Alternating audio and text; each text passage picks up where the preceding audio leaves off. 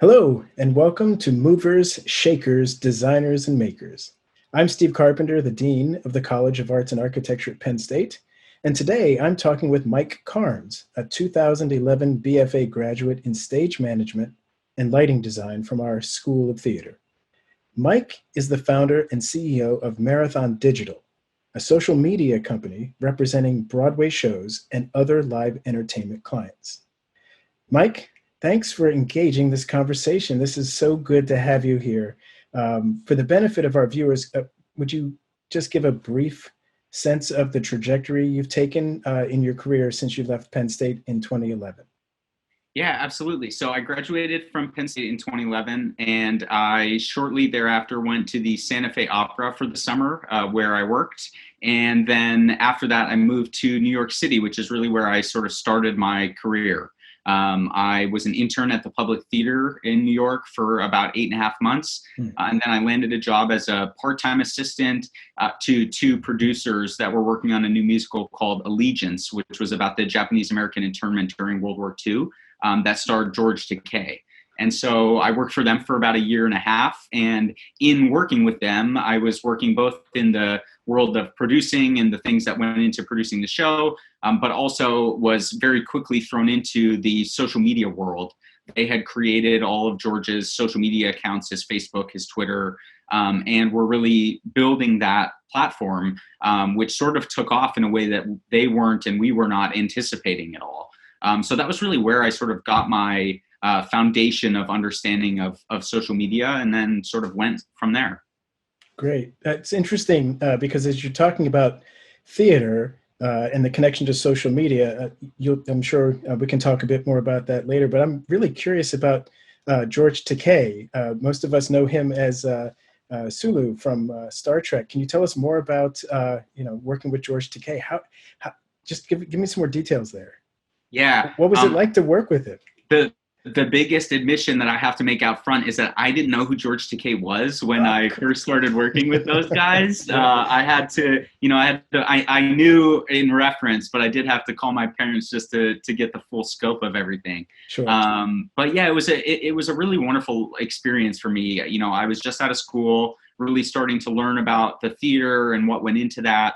And as they had started George Takei's pages, the anticipation when we started them was that, you know, he would get 10 or 20,000 fans over the course of a few years, and we would use that as a tool in order to promote the Broadway show that we were working on. Mm-hmm. What ended up happening was he started his accounts at a time when the algorithms on Facebook were not yet put in place. Mm-hmm. And so as a result, the content that he was sharing was reaching a vast audience that we had never anticipated.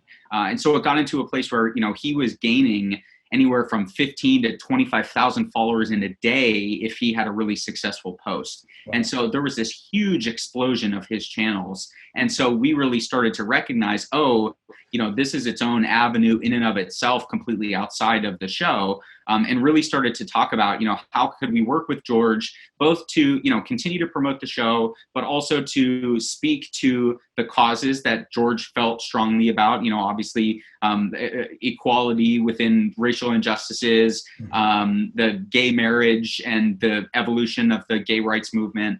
And also use it as an entertainment platform, because that was ultimately what helped him grow his fans in the first place. He was posting memes when memes were still a very new concept. And so I really got to be, because it was me and the two guys that I worked for doing all of the things for George's pages. I really got to be an integral part to the creation of that voice and the building of his personal brand.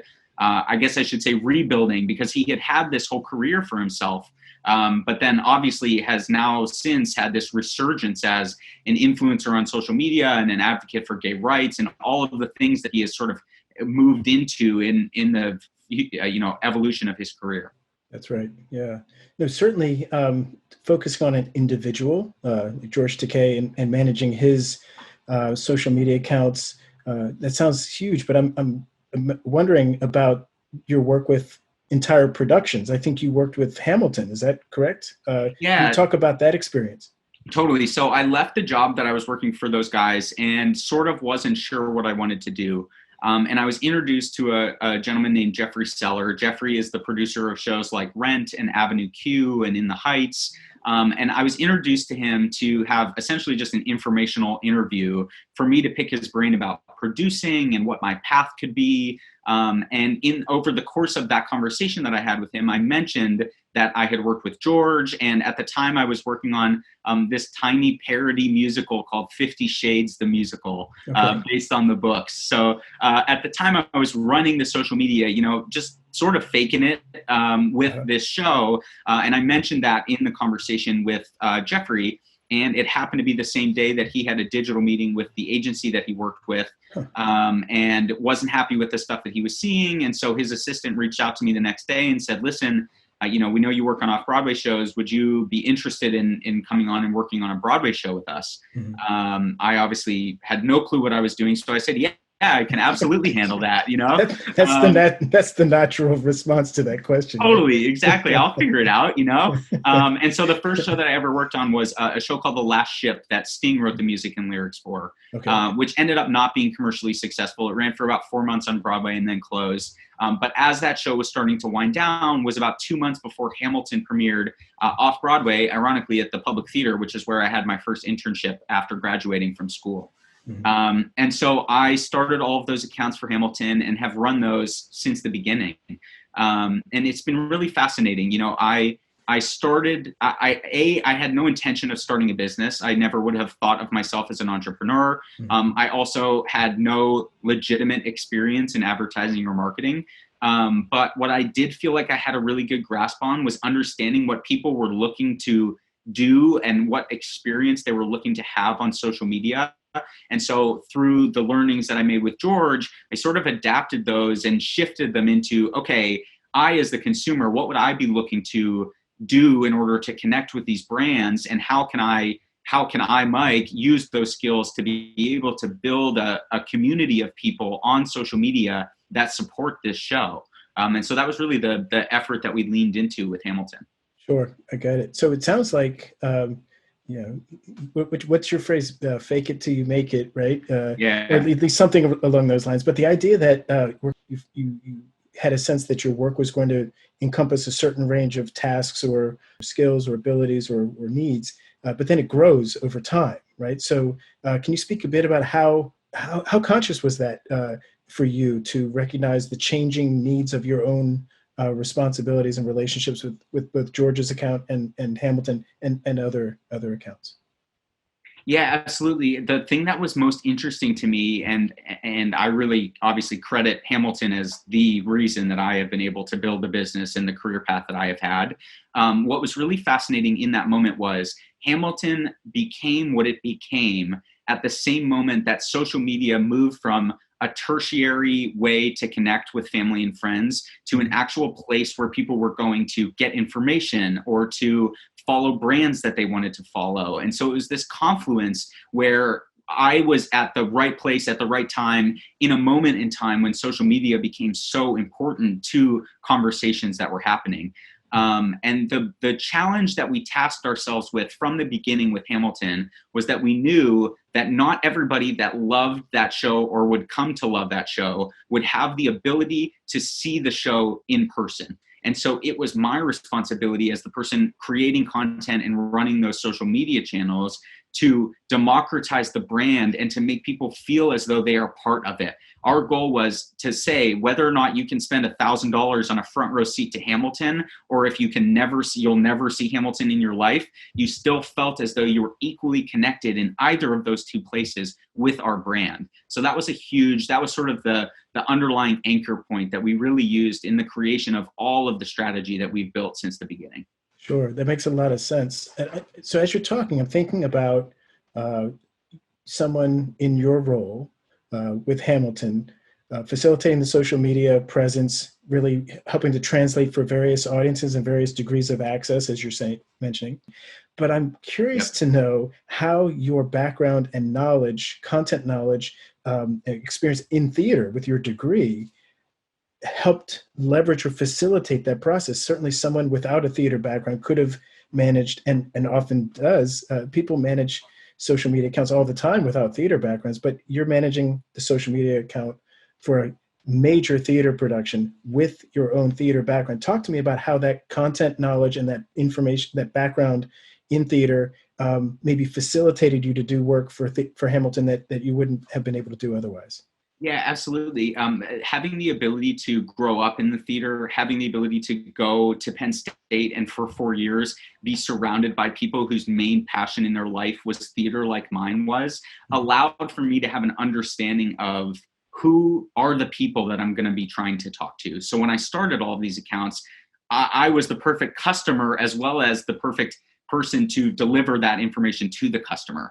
And so I think that was like that was so important to me, was the ability to understand what are consumers looking for? What are my theater friends looking to do in order to engage with brands? What is the kind of content that they want to be able to see or have that will make them feel like they're part of the action, that they're part of that excitement, that they are tied to what we're doing? You know, that was so much a part of all of the work that we did at Penn State, was trying to create opportunities for the people working on shows to connect with each other. And I think it was just a more macro version of that as we started to get into the conversation about amplifying the messaging for Hamilton.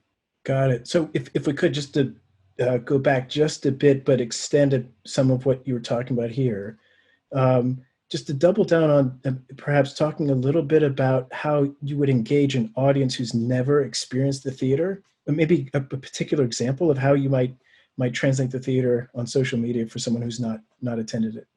Yeah, for sure. A big portion of what I believe that we do is educating and entertaining. And so, and I think both of them work hand in hand in the way that they achieve the goal. A huge amount of what we have had with Hamilton is that Hamilton broke well beyond the Broadway space. You know, you look at most Broadway shows, they have a core audience of people that are familiar with theater, people that are consumers of theater, people that know the lingo, that are part of it. Right. With Hamilton, we started to see fans of hip hop that were being like, what is this thing? People are talking about this. Like, do I need to know more? People that were fans of, the American history that were like, what is this? Like, why are we talking about this guy, Alexander Hamilton, who people did not recognize the importance of his contributions at the time of the American Revolution? And so a lot of the work that we did, especially early on, had a lot to do with education. So really introducing these characters, telling people more about George Washington, talking about the vocabulary of the show. We did a lot. The music obviously was the place that we knew as soon as we recorded and put out the cast album, that would be the most tangible thing that the vast majority of people would have. And so a lot of the content that we created was really breaking down what are the musical references, talking about how hip hop was integrated to a Broadway show, and also talking about how for these people that were coming in that don't know about Broadway shows, Hamilton really is at its base core a very traditional old school style Broadway musical. Its structure works the same, right. Styling of music is the same, even though it's been sort of morphed into this world of hip hop. And that was like a key component, is this is still a very traditional piece of theater. And so all of those elements went into this idea of education, but doing so through entertaining content. So making people feel as though they could learn more about it, but they also enjoyed watching the stuff that we put out. Sure. Yeah, I really appreciate through this conversation with you now, I really appreciate how what Hamilton does structurally, I think, in terms of, like you're saying, it's a traditional format. It's not, it's in the theater, right? Yeah. There's a particular sequence, there's character development and conflict, but then there's non-traditional casting, let's say, or it's a musical, but it has music that typically isn't heard or within musical spaces. And so you kind of function in that same way too. I mean, to think of a theater major in social media, that it seems like, but you're saying you can make the translation, you can make it work. And you're able to do that through, as you started to, as you alluded to, you've been able to do some of that through the research. I would imagine. I'm just curious, can you give a little insight into how you got to know your audience better as a means of being able to promote the show? Yeah, for sure. Research is interesting because it's two-sided, right? One, I had to research to understand the stuff that I was talking about. In order to educate other people, I had to become very familiar very quickly with the life of Alexander Hamilton and all of the people that are contained in this show, you know? So that was like, that piece of research was key during the run at the Public. We really, you know, we went through the book, the Ron Chernow book that inspired the musical. We really did a lot of source material research, looking at some of the letters, looking at the documents that Hamilton wrote. And then you shift that over and talk about research of audience, right? Understanding who these people are allows us to be able to figure out what the best way is to talk to them. And a lot of that was through one-to-one communication with people. So people tweeting at us, people sending us Facebook messages, comments on the content that we were putting out. We really tried, and I would say continue to try, even on new shows that we work on, to really focus on seeing what the people are responding to, going beyond just quantifiable data and looking at qualitative data, understanding the comments that they're saying, what are the things that we can infer from that. You know, we work on a show called Ain't Too Proud, which is about the life and times of the Temptations. And so that was this whole new audience, right? I had to suddenly, on both sides of that research, I had to become an expert in understanding the journey that those guys went on. And also, the audience for a show like Ain't Too Proud is vastly different than the audience for Hamilton or the audience for Hadestown, another show that we work on. Wow. And so it's each of the strategies, we put a lot of emphasis on. There should never be a post that feels like if you remove the name of the show could be applied to another show. Every single show has its own identity, has its own tone and voice, and has its own audience that needs to be spoken to in a specific way that caters to who that audience is. Yeah. So just that last example, you take the name of the show off, and that description should not be, you should not be able to apply it to other shows, right? Yeah. This is essentially a similar piece of advice I give to art students when they're writing their artist statement. If you're describing your work and you're talking about your practice, it should be about you and your practice and your work. If it applies to that person's painting and then this other person's and this, then it's a statement. It's not the statement about the work. So I really appreciate how that translates, at least for me, in my background as a visual artist. Totally. The other thing that came to mind, though, is although you haven't used this word, and I don't know that it was part of your undergraduate experience, but maybe it was. It sounds like you're a digital dramaturg almost, right? I mean, you had to, right? Yeah, can you talk about how that term? Can you explain to folks what that term means, dramaturg, but also how you see yourself in that practice? Yeah, totally. The dramaturg, the idea that person, there's a person that comes onto the team and they are the wealth of knowledge that gives context to the piece that's being written. They are the person that's doing that source material research. They're the person that really intimately understands the behavior and personality of the characters that are on stage, of the time period in which a show takes place. I call it digital storytelling. I consider what we do to be digital storytelling because we're not just creating advertisements. We are trying to tell a story. We are both telling the story of the show and the show around the show. We are the people that are the capturers and the time capsule, if you will, of these moments that are happening. You know, it's sort of a perfect moment that we're having this conversation because right now we're gearing up for the release of the film of Hamilton, which is coming to Disney Plus on July 3rd. Okay. And in preparation for that, we had to sort of go back through all of the stuff that I did at the beginning of my career with Hamilton to pull video clips and pull stuff that the cast had posted as a way to, over the course of the next 3 weeks, we're going to really be showing some of that stuff again. And our ability to capture that and to be there and to help to tell that story is the way that people feel as though they're connected with the brand. Yeah, nice. Well, I'm eager to see how you make that translation, but also what you do with the film. So I want to pivot a little bit, shift Sure. a little bit from your past work, and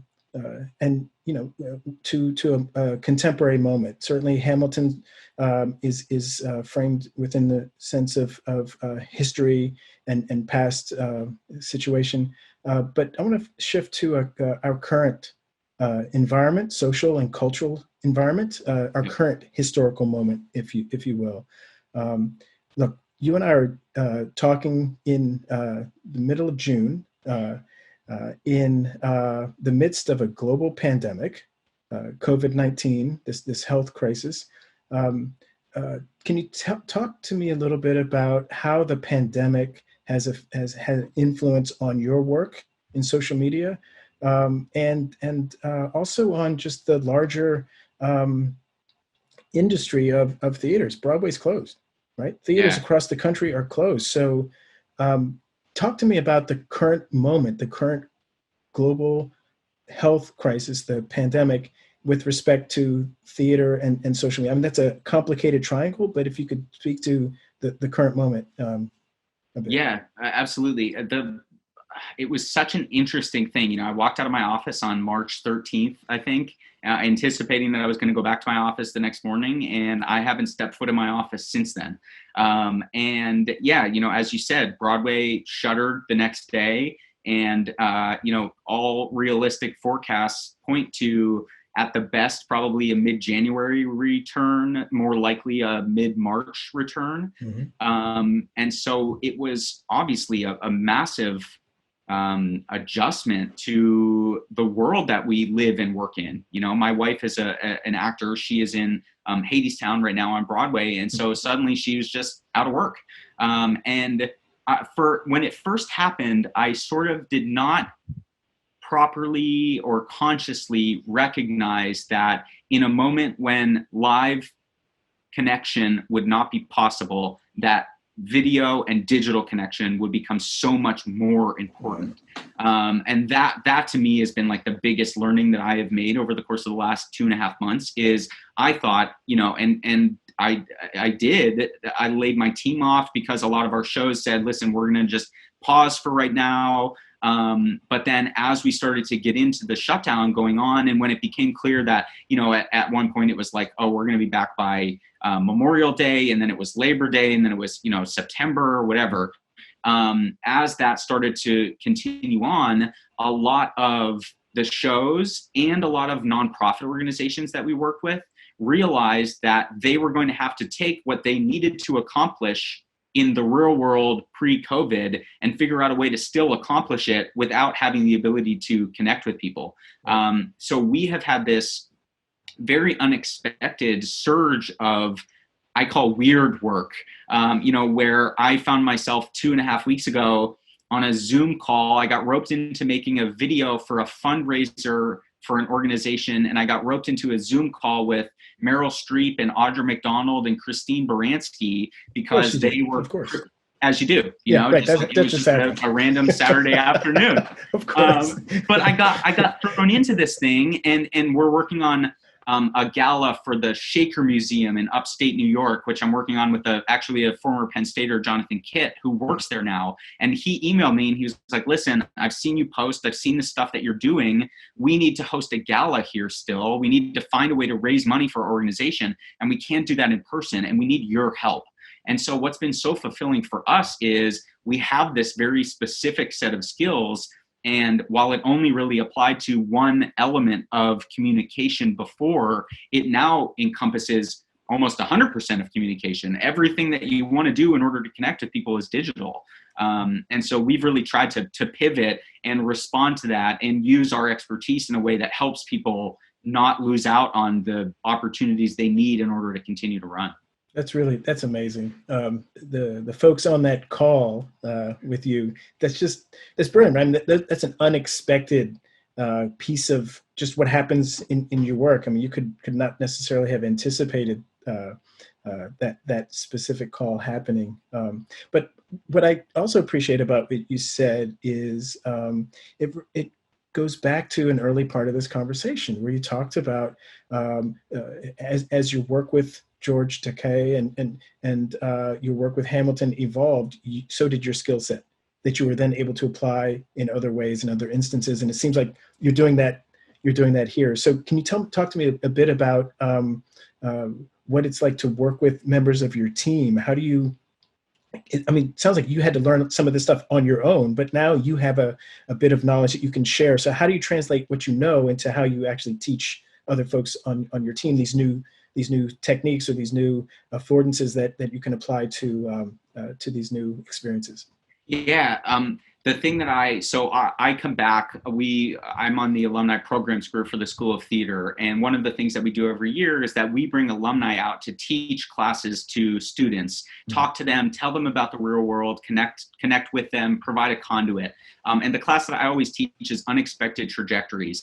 And the reason that I like teaching it, obviously, because I'm no longer in a career path that is anything like the career path that I was in, or that I thought that I would be in during my 4 years of school. However, in looking back on my time at Penn State, the thing that I at the beginning of my career was like, oh, I'm not going to use any of that degree. Like 4 years, it was awesome. I love Penn State, but like, that's it.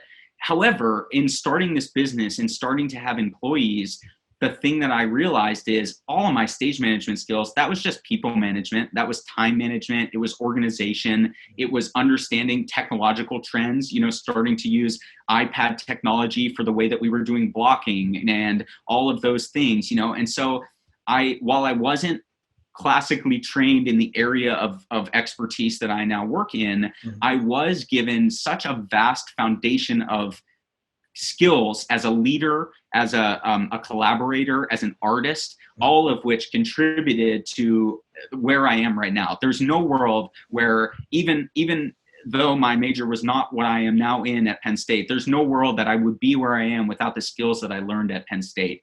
And you asked the point of like how we evolve when technology is evolving. A huge place that I do that is through my team. So as much as I am leading my team in the efforts and being on the forefront of the things that we're doing, I also very quickly have realized that I'm getting older and older and more out of touch with the moment and the thing that is happening in that moment. Wow. And so I really I think I may have 2 employees that are older than me, and then the rest of my team of 14 are all younger than I am. And they teach me every day. They're saying, like, when TikTok was first becoming a thing, they were the ones really to say, hey, listen, like, we got to lean into that. That's going to be a huge platform. Young people are way into it. It's a way for us to connect to a totally new demographic. And so I think that, like, one of the best skills as a leader that I learned from Travis DeCastro in my stage management program and all of the people in the School of Theater was, in order to be a good leader, you also have to be a good collaborator and a good listener. And so through sort of that amalgamation of those skills, that to me is why I am the leader that I am, and I have built the business that I've built. Yeah, I hear you. I really appreciate what you're saying about listening, and that we're always in a position to learn if we allow ourselves a bit of leeway to do that, right? Yep. And that's quite that's powerful. So so I want to shift again to shift in terms of not only the topic, but maybe in some ways a degree of seriousness, right? So I mentioned earlier, we're about midway through June, and we're experiencing this global pandemic. But we're also just almost a couple of weeks after Memorial Day and the death of George Floyd. And certainly we meaning you and I and other people who are familiar with his name, learned about him through social media, through a streamed video on Facebook. And so this current social and cultural moment is deeply informed by and connected to social media. The death of George Floyd and the protests around his death, police brutality. We have the Black Lives Matter movement. We have folks who are pushing back against the protests as well. And we're learning about all of these current events more and more through social media, not necessarily or exclusively through news agencies, but through people's mobile phones and through social media accounts. So what, if you could, give me some insight on your perspective on the dynamics of social media platforms to influence this kind of conversation, right? The conversations about racial injustice, conversations about systemic oppression, conversations about, earlier we talked about George Takei's work, conversations about LGBTQ issues. Talk to me a bit about the dynamics of how social media informs these conversations.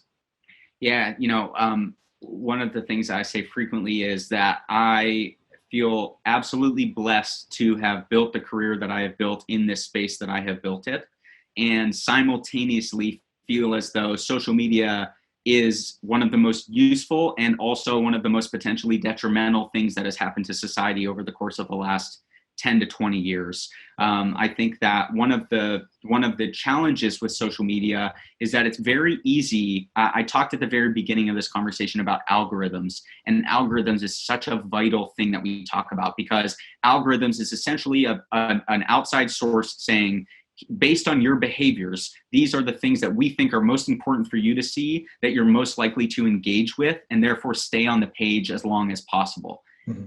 In doing that with algorithms, it is self-perpetuating the things that you already believe.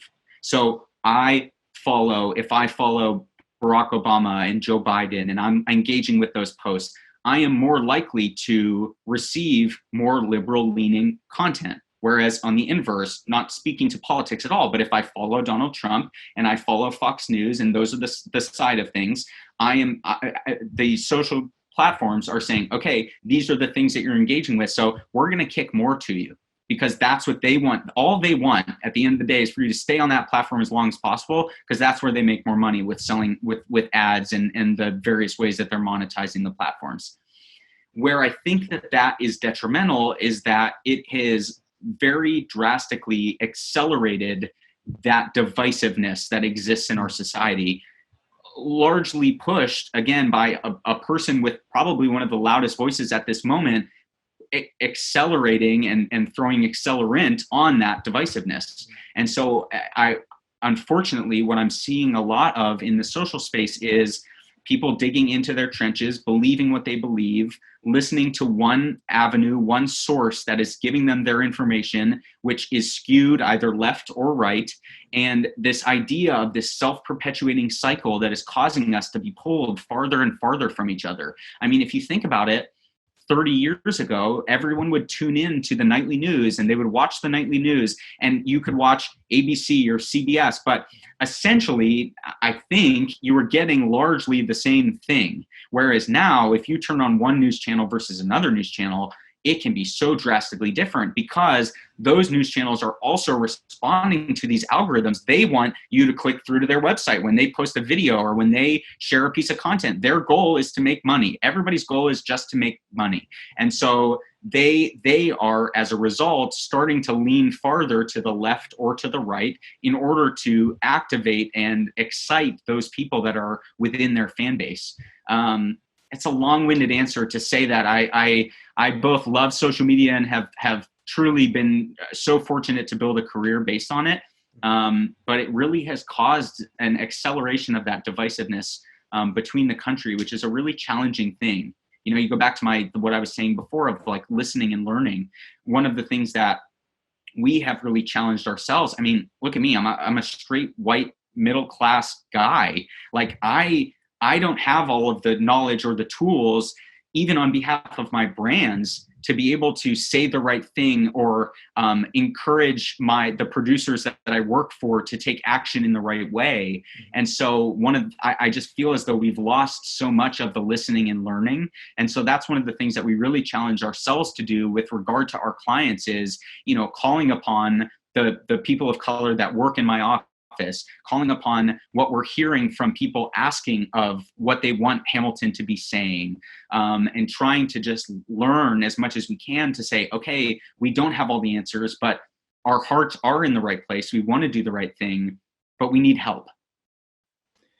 It is extremely encouraging to me to hear you talk about your critical perspective about the very medium and the very specifics of your livelihood, right? So that you're not taking it for granted, that you're not coming at it from a completely commodified space or commercial space, but it's a critical space. And at least it registers to me, you have a sense of the power or authority or influence is perhaps the word I'm looking for, the influence of social media. And as it is informed by your critical perspectives and your own willingness to ask questions, to consider multiple ways of knowing, and then to provide as much of that story, getting back to your sense of a digital storyteller, as much of that story for other people to enter into the richness of it. I really very much respect and appreciate that critical perspective that you bring to your own work. And just as an aside, yeah, you're welcome. As an aside, though, or maybe as a connection, so I'm struck at the bottom of most social media platforms, right? You can have a little heart to like, or there's the thumbs up, right? You can forward it to someone, but the thumbs up or the like, it's actually a binary, right? It's like the zeros and ones for the digital media. It's the polarizing piece that you were talking about. I mean, we're very much, it's about this conversation or that conversation. What if it was a slider scale, right? Do you like this, or do you kind of like it, or are you neutral, right? So what if we could have this range? I'm wondering out loud here in this moment what that would mean, because what you're saying is social media, it's easier to polarize and to compartmentalize than it is to deal with the complications in between. Yep. We have self-perpetuated a society that is black or white. And I don't mean about race. I mean, it's like, it's one way or the other way. And in reality, society, there's a lot of shades there. There are a lot of people that would consider themselves liberal, but don't necessarily agree with defunding the police. And that's a conversation. I'm not weighing in on one side or the other, but we have perpetuated this cycle of thumbs up or thumbs down. And there's no world in the middle. And if you even voice, if you have built yourself into this cycle of the left or cycle of the right, and you voice anything outside of that, we also have given permission to cancel culture. You know, you talk about like, oh, this person said the wrong thing. And now there are a lot of reasons that somebody should be canceled, you know, Harvey Weinstein and these people that have done awful things, but they're also just our shades of gray. And I think that we just lost our perception of that in society. Yeah, that's a good call. So let's shift again. So one of the reasons that you and I are talking is because of this university called Penn State, and because of our college. You and I are both graduates from Penn State, you in 2011, and I earned both of my graduate degrees back in the 1900s. I think I may have told you this when we met. So I'd like to talk to you a bit about Penn State, if I could. Absolutely. Are there experiences that stand out for you that you care to share? Right, this is a qualified question, right? Can you speak to like some experiences that stand out for you during your time as a student here at Penn State? Yeah, for sure. That's a really good question. So I'll start with my freshman year, because I think that is like the thing when I distill down why I believe that Penn State is a great university to go to, is because I, in my freshman year at Penn State, simultaneously was in a program with about 250 other people that were passionately focused on the same area of study as I was, that cared about the theater world, that watched the Tonys. And then at the exact same time, I would go back to my dorm room, and I lived on a floor with a bunch of guys that had no clue what the Tony Awards were, that had never been to a live performance. And so I had this amazing juxtaposition of going to a conservatory, small, tiny program, and at the same time being part of this wildly diverse, culturally diverse, racially diverse, diverse in creed, this place where I could get exposure to all of these different things. And so that to me, I always go back to that. I have a lot of friends that went to conservatory programs, and all of their classes were in the theater. They worked with the same people. They went through their 4 years. Man, I took classes I took an ultimate frisbee class. I took ballroom dancing. I took a class in film studies that was completely outside of my world of understanding. But as a result, like, I learned a lot of these skills that, again, I now am applying to the world that I'm in. And in doing so, interacted with people that had completely different perspectives. Penn State to me is the opposite of that conversation that we were talking about the divisiveness of social media. Right. It was the place where everybody came together, you know? Yeah, I hear you. It's interesting. I'm wondering to what extent that has to do with the college, right? What we do in the college as designers, as actors, as writers, artists. It's about making sense of the world through symbolic representation. And in order to do that, you find ways to access various components of the world and translate. So we develop a certain curiosity, I would say. It feels great to hear you reflect on that. I'd like your response to this. Advice that I give to people, and then I want to ask you a question about advice that you give. So sometimes, I've over the time that I've been here at Penn State as a faculty member and as dean, but also my previous lives as an art educator, talking to prospective students and their parents. So what can this student do with an art degree or an arts degree? And my answer is whatever they want. They develop a set of skills and practices and engagements in the world that are translatable and transferable to numerous ways of being and living and existing. So how credible is that advice, at least in your experience? I would say it's almost exactly the same. My piece of advice that I give to everybody is don't feel as though you need to come out of this 4 years knowing what career you're going to land in, but try to come out of this 4 years having given yourself enough opportunities for experiences that allow you to understand what you like to do and what you want your life to be. I think that as much as I came out of school as a better theater technician and theater operator, I also grew as a human being. And I, again, was exposed to people and cultures that I had never been exposed to. And so, again, even though I came out of school not really knowing what career path I wanted to be in, I knew the types of things that I wanted to do. I knew that I wanted to work with a team. I knew that I wanted to have the experience of using both my business mind as well as my artistic interests. And so finding something that blended those things. I think that sometimes students get so hung up on, I got to know what the next 15 years look like. And when we bring people back to Penn State, almost all of them sit on the panel with me of unexpected trajectories, because what they went to school for is not what they're doing now in their lives.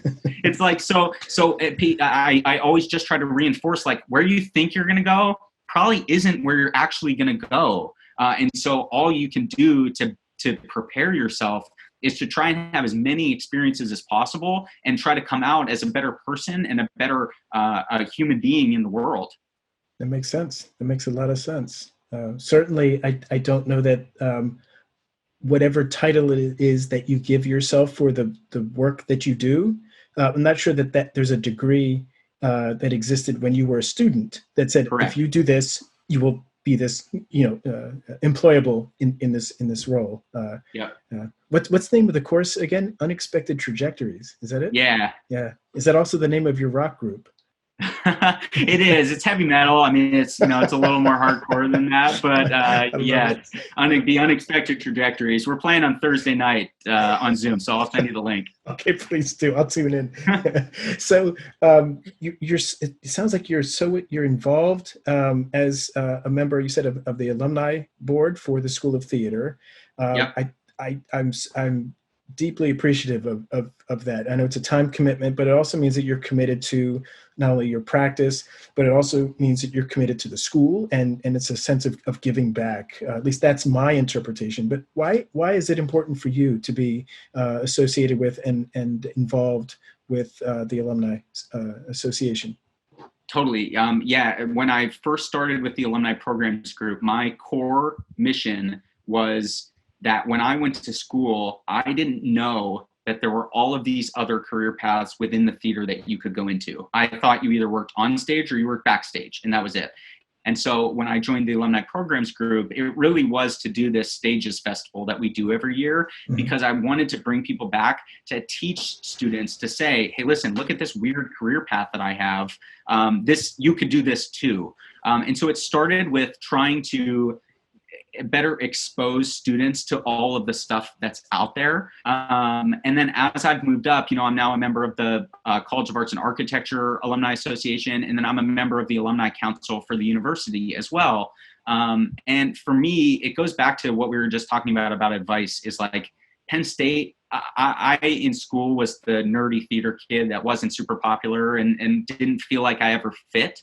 And Penn State was the first place where I came where, again, I had this small cluster of people where I fit so perfectly. And I also had this group of people around me that challenged me to be a better person than I was. And so I think that my biggest mission in working with Penn State and my continuing collaboration is just to help students realize that these 4 years are that opportunity for them, and make sure that they appreciate that and try to capitalize on it as much as possible. Outstanding. Well, thank you so much. Yeah. Thank you. That's great. To chat with you, Steve. Yeah. Well, I don't want to let you go just yet, Mike. I have a few more questions. I got all day, Steve. Let's settle in here. Yeah, we're just getting started, man. So listen, on this 2-hour episode of that's right. A special extended episode of Movers, Shakers, Designers, and Makers. Yeah, right. So I want to wrap up the conversation with a set of questions, and these are essentially like rapid fire questions that I'm going to ask you a question in a word or two, and just give me the answer back. All right. Okay. If you're familiar with the TV show Inside the Actor's Studio, it's very similar to that last set of questions. Ours are not 10, but 7. And they're not about everything and anything. They're mostly about your time at Penn State or Penn State specific. So are you ready? For it. You ready? Yeah, here we go. It. All right. Creamery, cone or dish? Cone. Favorite creamery flavor? I'm a classic chocolate chip cookie dough guy. Okay. Do you walk or take the loop? I took the loop as much as possible. I was a very lazy student. Okay. Have you ever hiked Mount Nittany? I have not. Aha. What is your favorite campus dining place? I still have a soft spot for East Halls. I know that it certainly wasn't the best food. It certainly wasn't. But every time we go back, I still go. I actually don't even know that the Good to Go is there. There's this tiny little convenience store we used to be able to use our points on. Uh-huh. So I gotta say, just for nostalgic purposes, East Hall Commons is the place. Okay, that works. Where did you live as a first-year student? I was in Brumbaugh, one of the halls in East Halls. In East. Okay, great. And finally, what's your favorite spot on campus? I'm assuming it might be East Halls, but perhaps not. Favorite spot on campus? That's a good one. Favorite spot on campus? I think, even though I said that I was a bus loop rider, I would say that the walk from the hub to the theater building, going past Eisenhower up that street, when it's fall or those leaves are yellow, that to me is like quintessential Penn State location. Outstanding. Well, next time I take that walk, I will remember this conversation. Done. Mike, thank you so much for being my guest today on Movers, Shakers, Designers, and Makers. Absolutely. It's great chatting with you, Steve. I'm so excited for all the stuff that you're doing with the university. And I think that we're in a place of great opportunity for change. And I think that you're a person that's going to lead us in that direction. So I'm excited. Well, I appreciate you saying so. And knowing that you are part of the college and part of the Alumni Association will certainly enable us to do great things. So thanks, Mike. Agreed. Appreciate it. Good talking to you. Absolutely. All right.